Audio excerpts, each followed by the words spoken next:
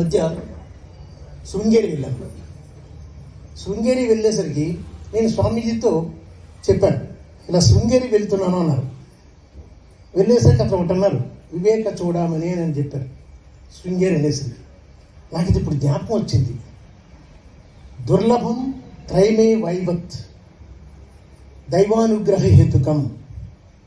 చూడండి, ఆ మూడు ఉన్నాయే, ఆ మూడింటిని పొందడం చాలా కష్టం కూడా చెప్పాలి.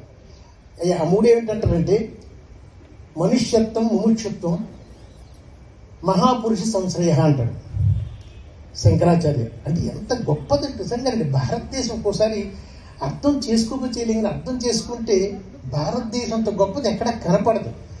ఇదే ఆది శంకరాచార్య ముందేమంటాడంటే జంతువునాం నరజన్మ దుర్లభం అంటాడు. అంటే జంతువులంటిలో కూడా మనిషిగా పుట్టడం చాలా కష్టం అన్నాడు. అని మనం మనుషులుగా పుట్టను పొంగిపోతాం ఆయన తెలుసు, ఆయన ముందే ఊహించాడు. మనం ఏమనుకుంటాం చాలా గొప్ప మనందరూని, జంతువులందరూ మనం గొప్ప అనుకున్నాం. అంటే అప్పుడు చెప్పాడు గొప్ప, ఇంకా అది గొప్పగానే ఇంకా ఉంది కష్టం అంటాడు. అదేంటంటే మనుష్యత్వమే కాకుండా ముముక్షత్వం, ఏది మోక్షాన్ని కోరుకోవాలి, అది రెండోది అంటాడు.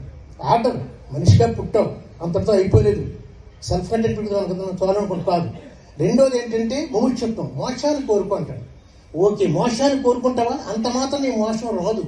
ఎందుకంటే మూడోది ఉంది, మహాపురుష సంశ్రయ. ఆ మామూలు ఆశ్రయం కాదు, సంశ్రయ. మహాపురుషుల్ని మనస్ఫూర్తిగా శరణం అన్నమే. అందుకని చెప్పారు మీకు, ఆ శరణ వచ్చి ఆశ్రయిస్తే తప్పకుండా నీకు మోక్షం లభిస్తుంది. చూడు ఎంత గొప్ప విషయం.